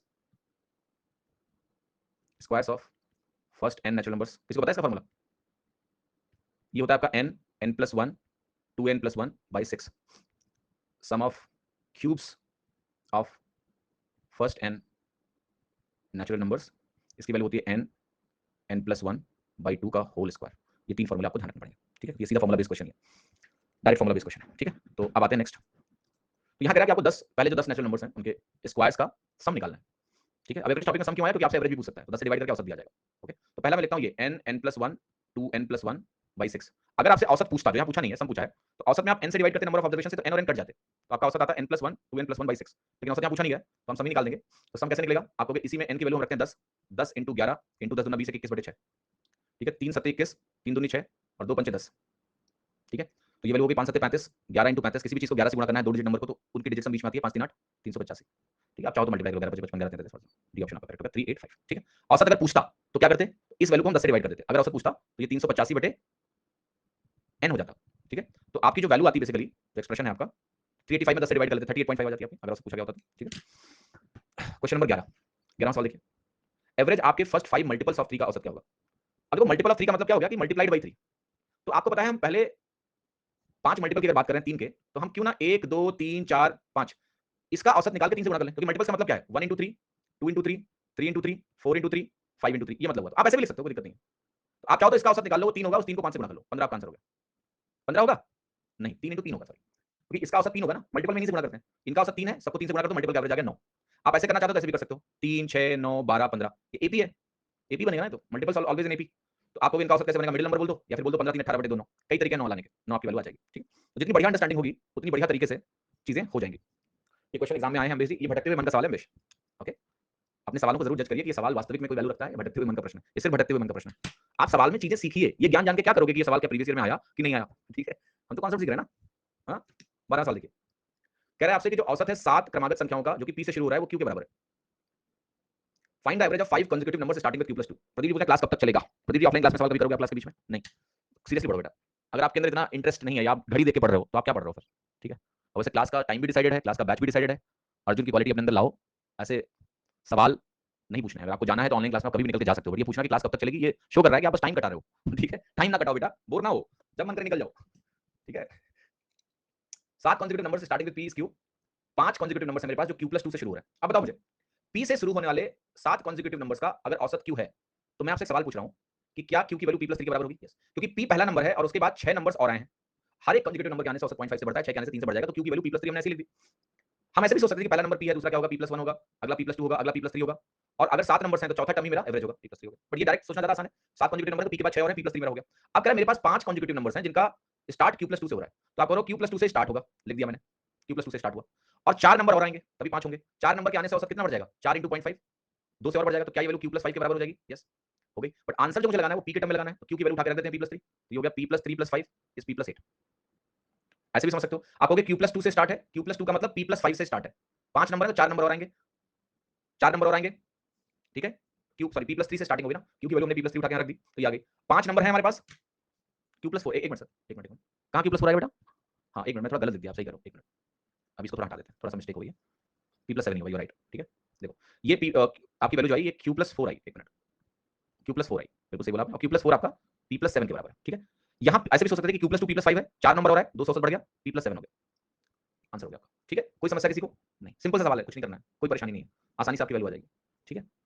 अगला सवाल देखते हैं, क्वेश्चन नंबर 13, ध्यान से देखिए। Find the average of first 50 whole numbers. तो पहले तो हमें समझना है कि होल नंबर्स क्या होते हैं, क्या होते हैं होल नंबर्स?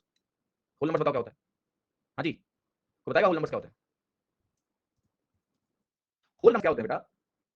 होल नंबर्स को अगर मैं एक लाइन में लिखूं तो ये होता है basically zero and natural numbers, प्राकृतिक संख्या। होल नंबर्स आपके होते हैं 1 0 1 2 3 डॉट डॉट डॉट। इनको एक नाम से और जानते हैं कि ये नॉन नेगेटिव इंटीजर्स हैं। नॉन नेगेटिव इंटीजर्स का मतलब होता है जो ऋणात्मक पूर्णांक ना हो, मतलब धनात्मक और जीरो मिला के। तो अब कह रहा है मुझे 50 होल नंबर्स का सम चाहिए, तो सम एवरेज चाहिए, तो पहले सम निकालते हैं। तो पहला नंबर हो गया 0 1 2, कहां तक जाएंगे हम? 49 तक जाएंगे।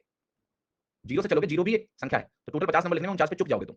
तो इसका सम कैसे निकलेगा? ये तो सम वही होगा जो पहले 49 नेचुरल नंबर्स का सम है। तो फॉर्मूला लगेगा n+1/2, 49 × 50/2। ये वैल्यू हो गई आपकी 49 × 50/2, ठीक है। इसको ऐसे रहने दो, मल्टीप्लाई मत करो। अब जब आप एवरेज निकालने जाओगे, वैसे ये करने की जरूरत थी नहीं, यहाँ पर मैंने फॉर्मूला लिख दिया। ये क्या है? एपी है। एपी का एवरेज क्या होता है? First term plus last term by 2, तो 0 + 49/2 तुम्हारा आंसर आ गया 24.5। सम निकालना होता तो ये फॉर्मूला लगा लेते, सम निकाल लेते, सम नहीं निकालना है, सीधे एवरेज निकालना है, first term plus last term by 2 करके कर लो, ठीक है बेटा। चलो अगला सवाल देख लेते हैं, 14वां सवाल। दो नंबर्स का रेशियो 3:4 है, उनका एलसीएम 120 है, तो उनका एवरेज बता दो। अब देखो एलसीएम अभी मैंने पढ़ाया नहीं है, इसका समय तो नंबर सिस्टम में आएगा, बट फिर भी बहुत सिंपल सवाल है, मैं समझा देता हूँ। एक नंबर मान लेंगे 3x है, एक नंबर मान लेंगे कि हमारा नंबर जो है 3x है, लिख रहा हूँ मैं यहाँ पर, और एक नंबर हमारा 4x है। जब आप इसका एलसीएम लेने जाओगे तो एलसीएम बनता है 3 × 4 12x, ये एलसीएम हो जाता है। यही वैल्यू अगर 120 के बराबर है तो हमारी x की वैल्यू हो जाती है 10। x 10 हो गया तो हमारे नंबर कितने हो गए? 30 और 40। इन्हीं का औसत निकालना है, एवरेज। 30 और 40 का औसत होगा 30 + 40/2, और 30 + 40/2 कितना हो गया? 35। आंसर हो गया सी, ठीक है।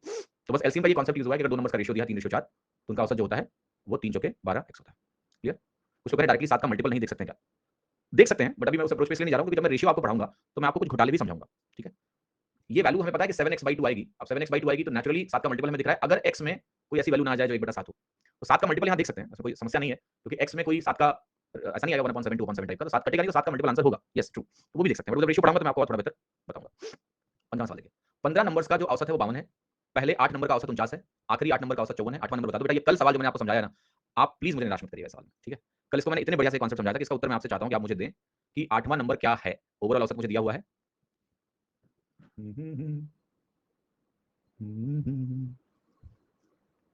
बी ऑप्शन बहुत लोग बोल रहे हैं, 65% लोग बी बोल रहे हैं कि उत्तर बी सही होगा, 63% लोगों ने बोला। जो गलत हो गया बेटा वो प्लीज क्लास को बहुत अच्छे से रिवाइज करो। आप गलती करना गलत बात नहीं है, बट जो चीजें मैं बिल्कुल सिखा चुका हूं उन चीजों में मिस्टेक नहीं करनी है आपको, ठीक है। देखिए ध्यान से, मैंने कल आपको ये समझाया था, जैसे 15 नंबर है, पहला 8 और आखिरी 8 16 हो रहा है, तो जो मिडिल नंबर होता है बीच वाला, जो कि यहाँ पर आपका क्या कहलाएगा? 8th number. यहाँ जो 8th नंबर होगा वो दोनों में काउंट हुआ है, ठीक है। क्योंकि जब हम बात करते हैं A1 से A1 A2 A3 A4 A5 A6 A7 A8, ये नंबर जो होता है ना 2 बार काउंट होता है, पहले 8 में भी और आखिरी 8 में भी। कॉन्सेप्ट कल सिखाया मैंने। तो यहाँ मैंने आपको जो सिखाया था मैं डायरेक्टली उसी की बात करूंगा। मैं डिवीजन निकालूंगा कि 52 के रेस्पेक्ट में इस 49 का कितना डिवीजन है, तो आप कहोगे -3 है 8 प्लस ये जो 54 है ये +2 दे रहा है मुझे 8, तो वैल्यू कितनी हो गई? 24 और 16 -8। अब आपको बताइए -8 का डिवीजन कौन दे रहा है? 8th नंबर दे रहा है। तो अगर मुझे 8th नंबर निकालना है तो 52 - 8 हो गया 44। सभी को समझ में आ रही है बेटा? ये एक चीज मैंने क्लास में बहुत अच्छे समझाई थी कल, तो मैं डायरेक्टली इसको लिख रहा हूँ। जिसको समझ में नहीं आ रहा है उसका काम है कि जो कल मैंने पढ़ाया था उससे जाके इसको सीखे, क्योंकि इस सवाल को ट्रेडिशनली लिख के करना बेवकूफी है, ठीक है। कि हम बैठ के वो लिख रहे हैं ना इस तरीके से, इस सवाल को करने के लिए मैं लिख रहे हैं 15 × 49 + 54 लिखने को कर सकते हैं कि 15 × 52, ये भी लिख के कल दिखाया था मैंने। क्यों लिखना है इसमें? यहाँ तो खैर सरल है, इतना मुश्किल यहाँ पर है नहीं। यहाँ 15 सॉरी यहाँ 16 कहाँ आएगा? एक मिनट, यहाँ 8 आएगा। 8 नंबर से ना 8 से मल्टीप्लाई हो जाएगा। बट इसमें आपको ज्यादा मेहनत करनी पड़ेगी सॉल्व करने में। यहाँ सीधा ऐसे लिखना है आपको 44 के बराबर। ठीक है, तो अब आज इतने ही प्रश्न डिस्कस करेंगे। मैं देख लेता हूँ अगर कुछ लोगों के डाउट्स हैं तो। क्या डाउट्स बेटा तमीज कर रखना, ओके? फर्जी सवाल नहीं पूछने का कि सर पढ़ने का मन नहीं कर रहा है। पूछ सकते हो सवाल फिर भी क्लास के अंत में। कॉन्सेप्ट इतना ज्यादा हो गया है ना कि क्वेश्चन करते टाइम कॉन्सेप्ट याद ही नहीं रहता है। कॉन्सेप्ट सीख कहाँ रहे हो बेटा? कॉन्सेप्ट कौन याद करता है? फॉर्मूले याद किए जाते हैं, कॉन्सेप्ट सीखा जाता है। ठीक है, और जब प्रैक्टिस करोगे तो डेफिनेटली समस्या होगी। ये नेचुरल प्रोसेस है, पहली बात। और कॉन्सेप्ट को सीखने में जोड़ दो और सवाल लगाओ। याद का तो कोई सवाल ही नहीं है, कॉन्सेप्ट को याद करना ही नहीं है, एप्लीकेशन करना है सीख के। ठीक है, और कोई भी बदलाव जल्दी नहीं होता है, मेहनत करनी पड़ती है, रेजिस्टेंस भी होगा, तो मेहनत करो। मुझे ये बता दो कि रैमो का फुल फॉर्म क्या होता है। आप पहले एग्जाम निकालो बेटा, बता देंगे आपको। ठीक है, मैं अपनी पूरी इतिहास आपको सुनाऊंगा। ठीक है, कि मैं बचपन में क्या करता था, जब मैं 6 महीने का था तो मैं कैसा था, सब बताऊंगा तुमको। पहले एग्जाम निकाल लो। इसमें क्या समझाना है सर, ये एक बार फिर से एक्सप्लेन कर दो। देखो मैंने ये समझाया था कि अगर मेरे पास 18 नंबर हैं, या 18 नंबर लिखे थे मैंने, शायद 17 नंबर लिखे थे इसमें सवाल में, कल का एक्सप्लेनेशन है। तो 17 नंबर्स में अगर मैं कहता हूं पहला 9 नंबर, तो पहला 9 नंबर A1 से A9 होगा। आप लिख के खुद ही गिन लो। और अगर मैं बोलूं आखिरी 9 नंबर, आखिरी 9 नंबर यहां से यहां तक होगा, तो ये नवा नंबर 2 बार आ गया, 2 बार आया। तो मैंने ये समझाया कि अगर मैं इसको 2 ग्रुप ऑफ ऑब्जर्वेशन की तरह देखूं कि पहले 9 नंबर A1 से A9, आखिरी 9 नंबर A9 से A17, तो इन दोनों को अगर आप कंबाइन करके देख रहे हो और डिवीजन निकाल रहे हो -18, तो ये डिवीजन क्यों आ रहा है? क्योंकि पहले 9 नंबर में A9 एक बार आया, बाकी सारे नंबर एक बार आए। अगले 9 नंबरों में A9 एक बार आया, बाकी सारे नंबर एक बार। तो इनको अगर कंबाइन देखते हैं तो A9 ही एक ऐसा नंबर है जो 2 बार आया है। तो हम कह सकते हैं कि A1 से लेके A17 तक के सारे नंबर एक बार आए और A9 2 बार आया। तो अगर 17 नंबरों का औसत 19 है, तो A1 से लेके A17 तक के जो नंबर्स हैं, एक-एक बार काउंट किए जाए तो वो डिवीजन दे नहीं सकते, क्योंकि उसका तो औसत ही 19 है। एवरेज के रिस्पेक्ट में डिवीजन 0 होता है। तो ये जो -18 आ रहा है, इसका कल्प्रिट कौन है? इसका कल्प्रिट है वो एक्स्ट्रा A9, वही मुझे -18 का डिवीजन दे रहा है। तो A9 की वैल्यू क्या होगी? 19 के रिस्पेक्ट में हमने देखा तो -18 का डिवीजन है, तो A9 की वैल्यू 19 -18 1 हो गई। इसको 5 बार देखो। एवरेज में अगर आप ये चीज समझ जाते हो ना, तो आपको एवरेज पूरा समझ में आ जाएगा। ठीक है, तो आशा करता हूं शायद हिना जी आपको आंसर मिल गया होगा। ठीक है, समझ में तो आ जाता है, बट क्वेश्चन सॉल्व करने में टाइम लगता है, लगेगा। प्रैक्टिस यार समझने से सिर्फ थोड़ा ना हो जाता है। स्विमिंग करने के स्विम के ट्रेनर ने बोल दिया कि ऐसे तैरते हैं, दिखा दिया उसने तैर के बटरफ्लाई। अब तुम कूदोगे तो तुम तुरंत तैरने नहीं लगोगे, मेहनत करोगे। तो इसका एक ही समाधान है, प्रैक्टिस। सोचने से कुछ नहीं होता, दम लगा के प्रैक्टिस करो और ये सवाल दोबारा पूछना भी मत, क्योंकि इसका एक ही तरीका है, प्रैक्टिस। आप सोच रहे हो कि भैया मैंने टीचर को देख लिया मेरा काम बन जाए, नहीं बनेगा काम। Let me be very harsh about it, मीठा नहीं बोलूंगा मैं। मुझे तुम्हें अर्जुन बनाना है, तो एटीट्यूड लेके आओ अपने अंदर। सिर्फ कॉन्सेप्ट को पढ़ के और समझ के कुछ नहीं होना है, कुछ नहीं होगा। 10% काम है खाली। इसको सवालों में लगाना पड़ेगा, खूब सारी प्रैक्टिस करनी पड़ेगी, तब बनोगे टॉपर। हल्के में मत लो चीजों को। तो क्वेश्चन सॉल्व करने में टाइम लगेगा। पहली बार दिक्कत होगी, 2 बार दिक्कत होगी, 3 बार दिक्कत होगी, इसलिए तो बोलते हैं कि अभ्यास करो। अभ्यास करना पड़ेगा, उसका कोई सॉल्यूशन नहीं है। 2024 का प्री एग्जाम कब तक आएगा सर, उस हिसाब से अपनी प्रिपरेशन जारी रखूंगा। ये कौन सा हिसाब है बेटा? है मतलब डेट अगर तुम्हें पता होगी उस हिसाब से आप तैयारी करोगे। आपकी तैयारी 100% इंटेंस होनी चाहिए।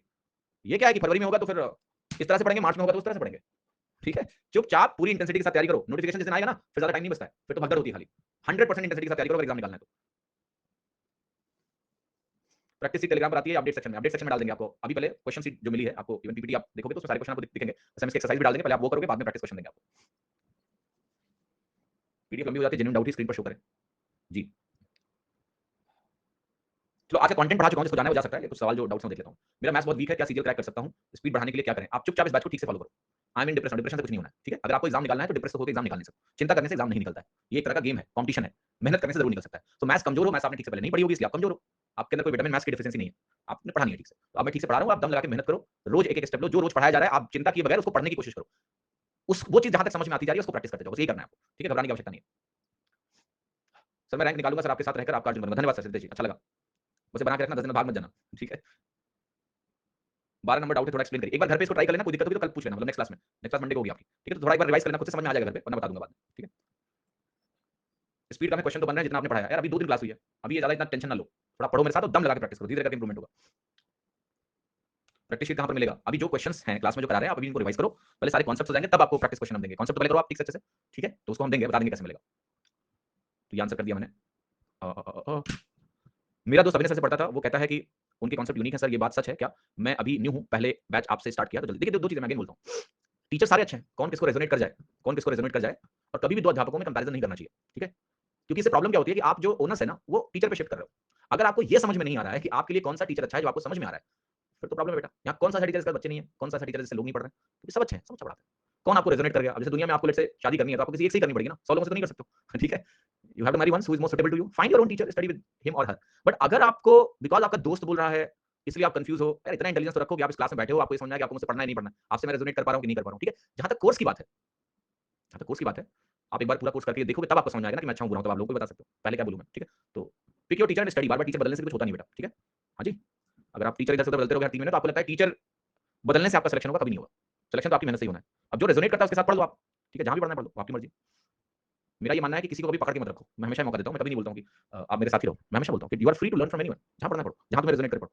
Thank you so much sir, study some of the concepts were confusing to me but I watched the video again with full concentration, it was so clear. यही तरीका ही है क्योंकि हमें क्लास में इसका जी थोड़ा पेश रखना पड़ता है। आप अगर घर पे मेहनत करने को मेरे साथ तैयार हो, सब समझ में आएगा यार, क्या नहीं समझ में आएगा। आप देखो भी कुछ दिन में आप क्या बन जाओगे, देखते रहो।